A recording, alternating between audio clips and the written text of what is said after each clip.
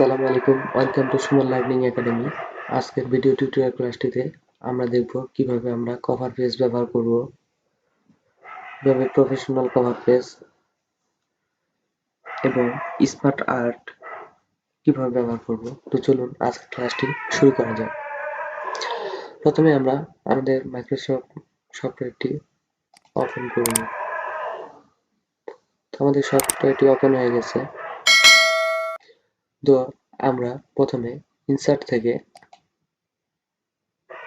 একটি professional cover page অর্থাৎ কোনো ডকুমেন্ট তৈরি করার জন্য এবং তৈরি করার সময় আমাদের একটি কভার পেজ থাকে।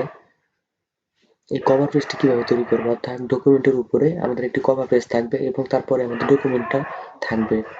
তো আমরা কোনো ক্লায়েন্টকে যখন কোনো ডকুমেন্ট সেন্ড করব, তখন আমাদের একটি সৌন্দর্য বর্ধকের জন্য আমরা একটি কভার পেজ থাকবো, অর্থাৎ আমাদের কিসের একটি ডকুমেন্ট সেখানে টাইটেল থাকবে এবং আমাদের কি কাজের জন্য এই ডকুমেন্টটি পাঠানো হয়েছে সেই টাইটেলগুলো এখানে থাকবে এই কভার পেজে। তো চলুন আমরা কভার পেজটি কিভাবে তৈরি করব।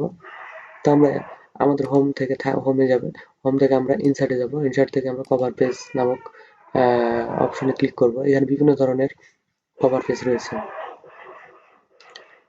এই কভার পেজগুলোর মধ্যে আমরা যে কোনো একটি কভার পেজ, যেমন এটি যদি আমরা দেখি, এই কভার পেজটি অনেক চমৎকার সুন্দর।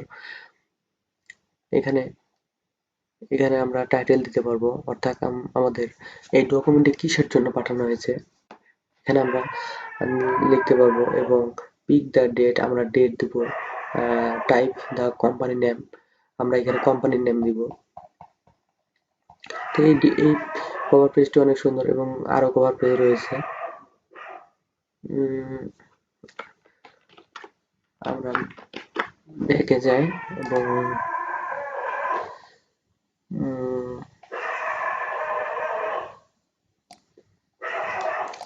যদি আমরা এই কভার পেজটি নিতে চাই, এই কভার পেজটি অনেক চমৎকার, দেখতে অনেক সুন্দর। তো আমরা যদি এখানে আরো একটি স্টাইল করি, যেমন আমাদের এই পিকচারটি একটু ছোট করি,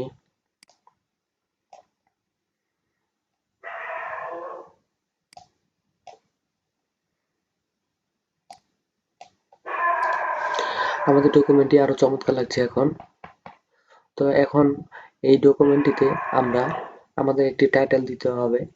এখানে যদি আমরা ইয়ার লিখি, আমাদের ইয়ার না লিখলেও হবে, তাও আমরা লিখি 2023, আমরা ইয়ার দিয়ে দিলাম। এখন আমরা এখানে টাইপ দা ডকুমেন্ট টাইটেল, আমরা এখানে টাইটেল কি দিব, টাইটেল দিব আমরা এই ডকুমেন্টটি কিসের উপরে ভিত্তি করে পাঠাচ্ছি ক্লায়েন্টকে অথবা ইউজারকে, সে অনুযায়ী আমরা টাইটেল দিব। তো আমরা এখানে দিব ডিজাইন ফর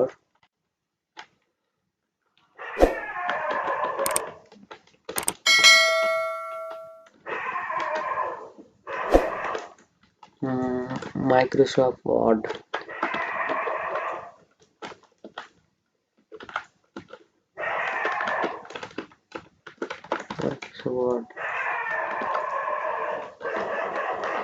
তো আমরা এটা একটি টাইটেল দিয়ে দিলাম। এখন আমরা এখানে টাইপ দা কোম্পানি নেম, তো আমরা এখানে কোম্পানি নেম অর্থাৎ যেই ম্যানেজার অথবা সিও, ডাইরেক্টর অথবা যে এই প্রতিবেদনটি করেছে তার এখানে অবশ্যই নাম থাকবে। টাইপ দা কোম্পানি নেম, আমরা কোম্পানির নাম দিব এবং যে টাইটেলটি করছে তার নাম দিব এবং ডেট দিব।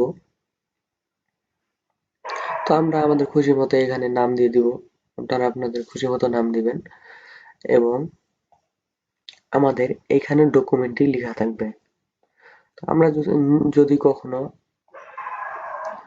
আরেকটি বিষয় হচ্ছে, আমরা যদি এখানে হেডিং দিই, আমরা যদি এখানে হেডিং দিই, যেমন সিও, যদি হেডিং দিই তাহলে অবশ্যই এই কভার পেজে কোনো হেডিং থাকবে না। কিন্তু যদি আমরা পরবর্তীতে একটি পেজ নিই, অর্থাৎ ইনসার্ট থেকে যদি আমরা ব্ল্যাঙ্ক পেজ অথবা পেজ ব্রেক নিই, তাহলে আমাদের পরবর্তীতে আমাদের হেডিংটি অবশ্যই পড়ে যাবে। যদি আমরা এটি জুম করে দেখি, তো আমরা যে এখানে একটি পেজ নিলাম, এই যে কভার পেজটি নিলাম, এখানে কিন্তু আমার নামটি হেডিং হিসাবে রয়ে গেছে, কিন্তু এই ডকুমেন্টে অর্থাৎ কভার পেজে কিন্তু এই হেডিংটি পড়েনি। তাহলে আমরা বুঝতে পারবো যে কভার পেজে আমাদের কখনো হেডিং পড়বে না। আমরা ব্যাকে যাই, তো আমরা বুঝতে পারলাম আমরা কিভাবে একটি নতুন সুন্দর প্রফেশনাল কভার পেজ তৈরি করতে পারবো। তো এখন আমরা শিখব ক্লিপ আর্ট। তো আমরা পূর্বের ক্লাসে আমরা ক্লিপ আর্ট সম্পর্কে জেনেছিলাম যে যখন আমরা কোনো পিকচার টুলস ব্যবহার করবো, অর্থাৎ আমরা যখন জলছাপ ব্যবহার করবো, তখন যদি আমাদের কম্পিউটার অথবা আমাদের পিসিতে যখন আমাদের কোনো ছবি থাকবে না, তখন আমরা এই ক্লিপ আর্টে গিয়ে আমরা বিভিন্ন ধরনের পিকচার পাবো। তো আমরা যদি একটা পিকচার নিই, তখন আমরা এই পিকচারটি মুভ করার জন্য টেক্সট টাইট, তখন পিকচারটি যে কোনো স্থানে মুভ করতে পারবো এবং এটি লগো হিসাবে ব্যবহার করতে পারবো। যেমন আমি যদি এখানে একটি টেবিল নিই কোনো হেডিং তৈরি করার জন্য, তো আমি হেডিং তৈরি করে দিই। তো এখানে হেডিং নিলাম একটি, এবং এখানে একটি টেবিল নিব।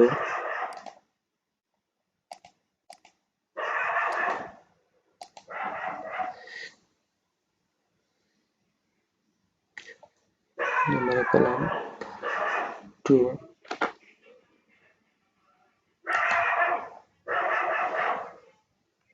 রো 1। তো আমরা একটি টেবিল নিলাম। টেবিলটি মুভ করার জন্য অবশ্যই আমাদের হেডার অ্যান্ড ফুটার টুলসে গিয়ে আমরা এখান থেকে টেবিলটি উপরে নিতে পারবো। ওকে, আমরা এটি ড্র্যাগ করে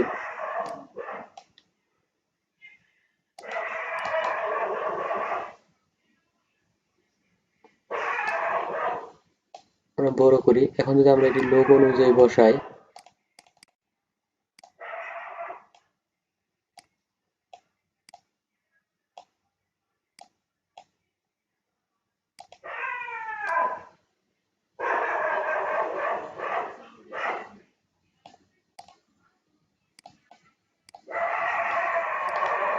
তো আমরা এটি লোগো অনুযায়ী বসাতে পারলাম। এখানে আমরা আরো কিছু লিখে আমরা হেডিং তৈরি করব।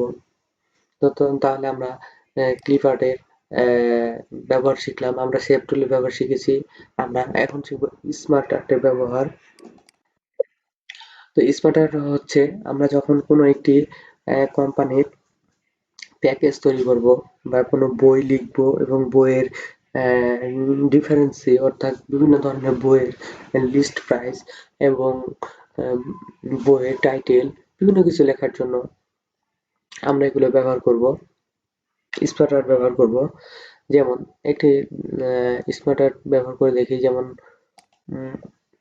ওকে,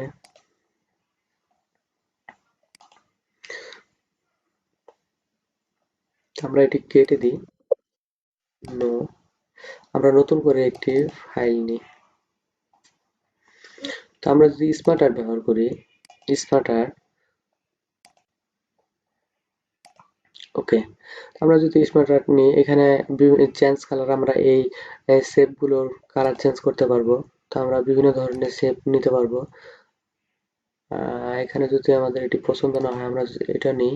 তো এখানে বিভিন্ন ধরনের রয়েছে। তো এই শেপের মধ্যে আমরা এখানে বিভিন্ন ধরনের দিতে পারবো, যেমন সিলভার, গোল্ড, সিলভার এবং diamond, gold, GOLD, gold, silver, silver এবং ডায়মন্ড,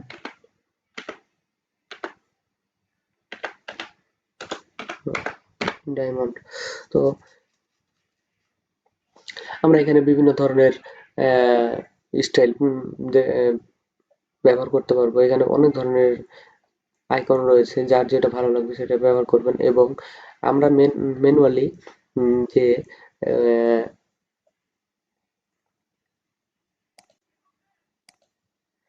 আমরা ম্যানুয়ালি স্মার্ট আর্ট ব্যবহার করি কোনো প্যাকেজের ক্ষেত্রে, অর্থাৎ গোল্ড, সিলভার, ডায়মন্ড অথবা কোনো বইয়ের ডিফারেন্সি দেখানোর জন্য আমরা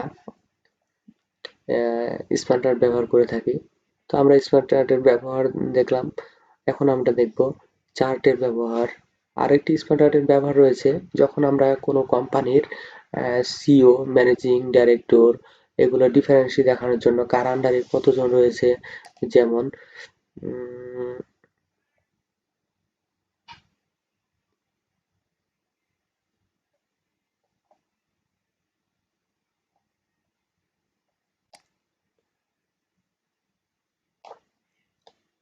আমরা যদি এটা নিই,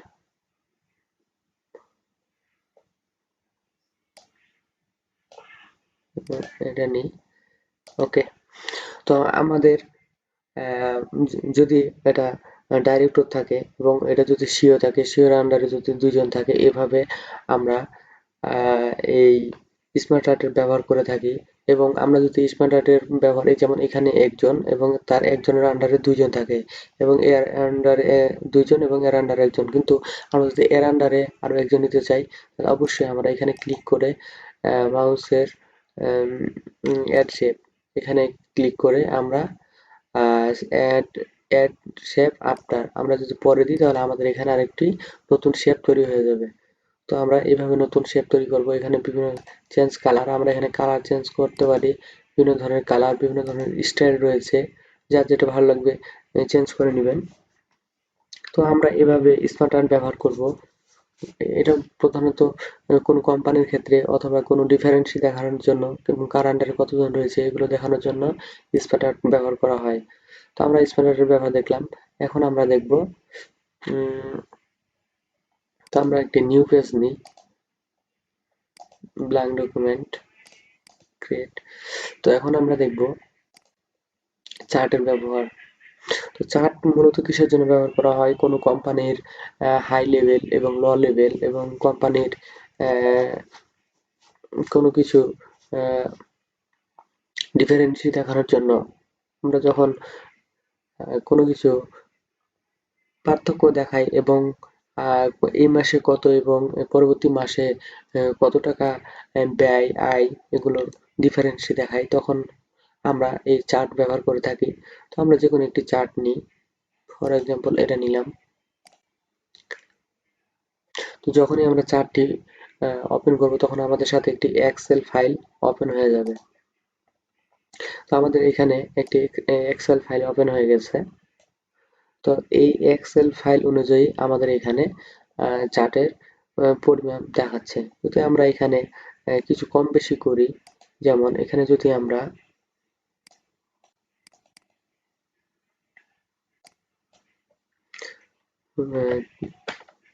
20 দিই এবং এটা যদি আমরা এন্টার করি, তাহলে আমরা এখানে অবশ্যই যে চার্ট রয়েছে, চার্টের এখানে অনেক কম বেশি হয়ে রয়ে গেছে। এবং আমরা যদি পূর্বে ফিরে যাই, কন্ট্রোল জেড, তাহলে দেখবো যে আমাদের এখানে আবার চার্টে কম বেশি দেখাচ্ছে। তাহলে আমরা এখানে বুঝছি যে আমাদের এক্সেল ফাইলের উপরে নির্ভর করে আমাদের চার্টটি শো করবে।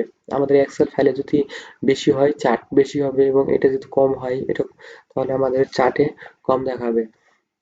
তো তাহলে আমরা এভাবে যখন আমরা কোনো একটি কোম্পানির অ্যাকাউন্টিং এর হিসাব করব, যদি আমাদের বেশি হয় তাহলে আমাদের চার্টে এখানে বেশি দেখাবে, এবং আমাদের যদি চার্টে কম থাকে, আমাদের ডকুমেন্টে কম থাকলে চার্টে কম থাকবে।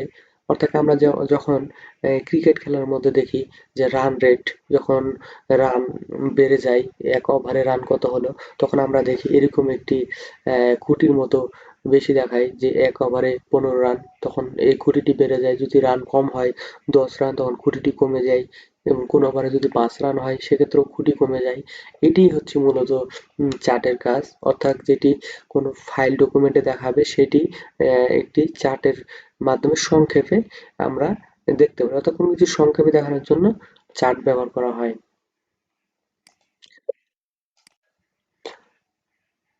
তো এই ছিল আমাদের আজকের ক্লাসে। পরবর্তীতে আমরা আরো অন্য একটি ক্লাস নিয়ে উপস্থিত হব। তো যারা এখনো আমার চ্যানেলে নতুন, যারা এখনো আমার চ্যানেলটি সাবস্ক্রাইব করেনি, অনুগ্রহ করে আমাদের চ্যানেলটি সাবস্ক্রাইব করে নেবেন এবং পাশে থাকা বেল আইকনে ক্লিক করে রাখবেন নতুন নতুন ভিডিও আপলোড হলে যাতে ভিডিওগুলো কোনো মিস না হয়, এবং ম্যানুয়ালি আপনারা ভিডিওগুলো সিরিয়ালি ভাবে দেখতে পারেন। তাই সাবস্ক্রাইব করে রাখবেন। তো এতক্ষণ আমাদের চ্যানেলের সাথে থাকার জন্য ধন্যবাদ। আল্লাহ হাফেজ।